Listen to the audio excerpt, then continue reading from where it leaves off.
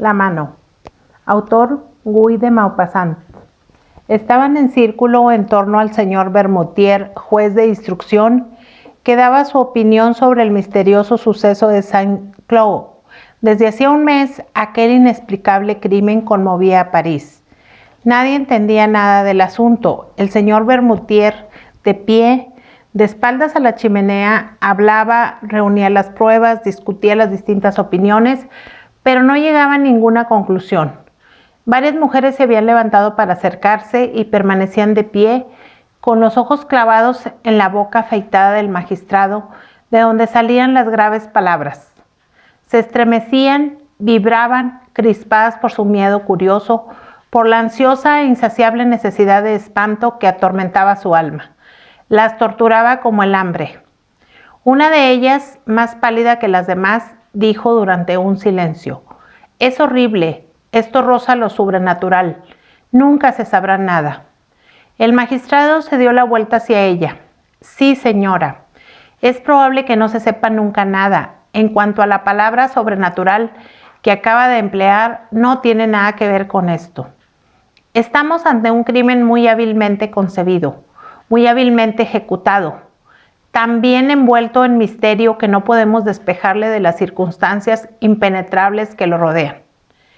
Pero yo, antaño, tuve que encargarme de un suceso donde verdaderamente parecía que había algo fantástico. Por lo demás, tuvimos que abandonarlo, por falta de medios para esclarecerlo». Varias mujeres dijeron a la vez, tan deprisa que sus voces no fueron sino una: «Oh, cuéntenoslo». El señor Bermutier sonrió gravemente, como debe sonreír un juez de instrucción, y prosiguió: «Al menos, no vayan a creer que he podido, incluso un instante, suponer que había algo sobrehumano en esta aventura. No creo sino en las causas naturales. Pero sería mucho más adecuado si, en vez de emplear la palabra sobrenatural para expresar lo que no conocemos, utilizáramos simplemente la palabra inexplicable. De todos modos, en el suceso que voy a contarles, fueron sobre todo las circunstancias circundantes, las circunstancias preparatorias las que me turbaron. En fin, estos son los hechos. Entonces era juez de instrucción en Ajaccio, una pequeña ciudad blanca que se extiende al borde de un maravilloso golfo rodeado por todas partes por altas montañas. Los sucesos de los que me ocupaba eran sobre todo los de vendetas. Los hay soberbios, dramáticos al extremo, feroces, heroicos. En ellos encontramos los temas de venganza más bellos con que se pueda soñar, los odios seculares, apaciguados un momento, nunca apagados, las astucias abominables, los asesinatos convertidos en matanzas y casi en acciones gloriosas. Desde hacía 2 años no oía hablar más que del precio de la sangre, del terrible prejuicio corso que obliga a vengar cualquier injuria en la propia carne de la persona que la ha hecho, de sus descendientes y de sus allegados. Había visto degollar a ancianos, a niños, a primos. Tenía la cabeza llena de aquellas historias. Ahora bien, me enteré un día de que un inglés acababa de alquilar para varios años un pequeño chalet en el fondo del Golfo. Había traído con él a un criado francés a quien había contratado al pasar por Marsella. Pronto todo el mundo se interesó por aquel singular personaje que vivía solo en su casa y que no salía sino para cazar y pescar. No hablaba con nadie, no iba nunca a la ciudad y cada mañana se entrenaba durante 1 o 2 horas en disparar con la pistola y la carabina. Se crearon leyendas en torno a él. Se pretendió que era un alto personaje que huía de su patria por motivos políticos. Luego se afirmó que se escondía tras haber cometido un espantoso crimen.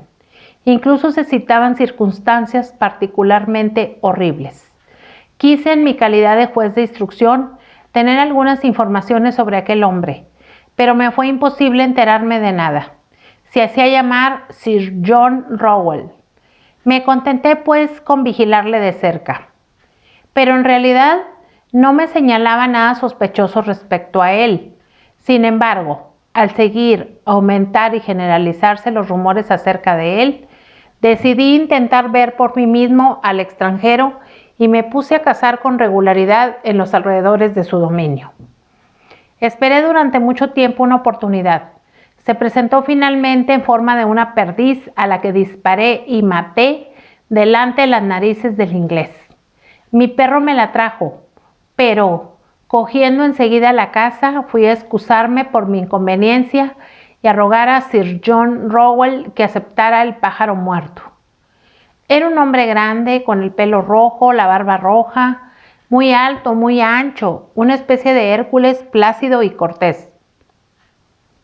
No tenía nada de la rigidez llamada británica y me dio las gracias vivamente por mi delicadeza en un francés con un acento de más allá de la Mancha.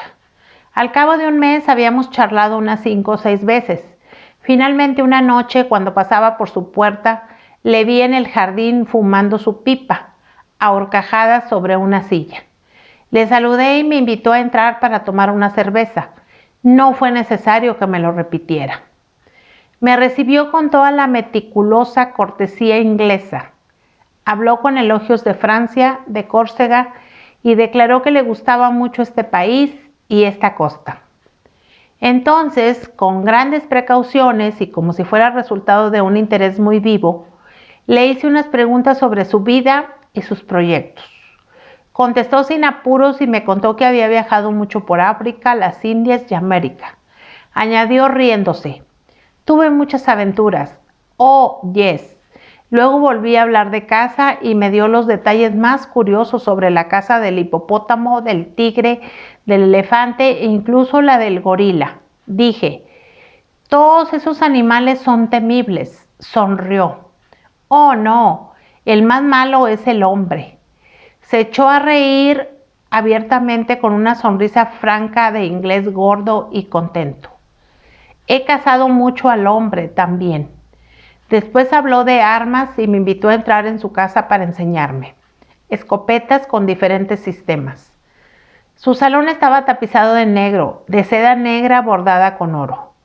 Grandes flores amarillas corrían sobre la tela oscura, brillaban como el fuego. Dijo: esto ser una tela japonesa. Pero en el centro del panel más amplio, una cosa extraña atrajo mi mirada. Sobre un cuadrado de terciopelo rojo se destacaba un objeto rojo. Me acerqué. Era una mano de hombre. No una mano de esqueleto blanca y limpia, sino una mano negra, reseca, con uñas amarillas, los músculos al descubierto y rastros de sangre vieja. Sangre semejante a roña, sobre los huesos cortados de un golpe como de un hachazo hacia la mitad del antebrazo. Alrededor de la muñeca, una enorme cadena de hierro remachada, soldada a aquel miembro desaseado, la sujetaba a la pared con una argolla bastante fuerte como para llevar atado a un elefante. Pregunté: ¿qué es esto? El inglés contestó tranquilamente: era mejor enemigo de mí, era de América. Ello había sido cortado con el sable y arrancado la piel con una piedra cortante y secado al sol durante 8 días. Ah, muy buena para mí esta. Toqué aquel despojo humano que debía de haber pertenecido a un coloso. Los dedos desmesuradamente largos estaban atados por enormes tendones que sujetaban tiras de piel a trozos. Era horroroso ver esa mano, despellejada de esa manera. Recordaba inevitablemente alguna venganza de salvaje y dije: este hombre debía de ser muy fuerte. El inglés dijo con dulzura: oh, yes, pero fui más fuerte que él. Yo había puesto esa cadena para sujetarle. Creí que bromeaba y dije: ahora esta cadena es completamente inútil. La mano no se va a escapar. Sir John Rowell prosiguió con tono grave: ella siempre quería irse. Esa cadena era necesaria. Con una ojeada rápida escudriñé su rostro preguntándome: ¿estará loco o será un bromista pesado? Pero el rostro permanecía impenetrable, tranquilo y benévolo. Cambié de tema de conversación y admiré las escopetas. Noté, sin embargo, que había 3 revólveres cargados encima de unos muebles, como si aquel hombre viviera con el temor constante de un ataque. Volví varias veces a su casa. Después dejé de visitarle. La gente se había acostumbrado a su presencia, ya no interesaba a nadie. Transcurrió un año entero. Una mañana, hacia finales de noviembre, mi criado me despertó anunciándome que Sir John Rowell había sido asesinado durante la noche. Media hora más tarde entraba en casa del inglés con el comisario jefe y el capitán de la gendarmería. El criado, enloquecido y desesperado, lloraba delante de la puerta. Primero sospeché de ese hombre, pero era inocente. Nunca pudimos encontrar al culpable. Cuando entré en el salón de Sir John, al primer vistazo distinguí el cadáver extendido boca arriba, en el centro del cuarto. El chaleco estaba desgarrado, colgaba una manga arrancada, todo indicaba que había tenido lugar una lucha terrible. El inglés había muerto estrangulado. Su rostro negro e hinchado, pavoroso, parecía expresar un espanto abominable. Llevaba algo entre sus dientes, apretados, y su cuello, perforado con 5 agujeros que parecían haber sido hechos con puntas de hierro, estaba cubierto de sangre. Un médico se unió a nosotros, examinó durante mucho tiempo las huellas de dedos en la carne y dijo estas extrañas palabras: parece que le ha estrangulado un esqueleto. Un escalofrío me recorrió la espalda y eché una mirada hacia la pared. En el lugar donde otrora había visto la horrible mano despellejada, ya no estaba allí. La cadena quebrada colgaba. Entonces me incliné hacia el muerto y encontré en su boca crispada uno de los dedos de la desaparecida mano cortada, o más bien cerrada por los dientes justo en la segunda falange.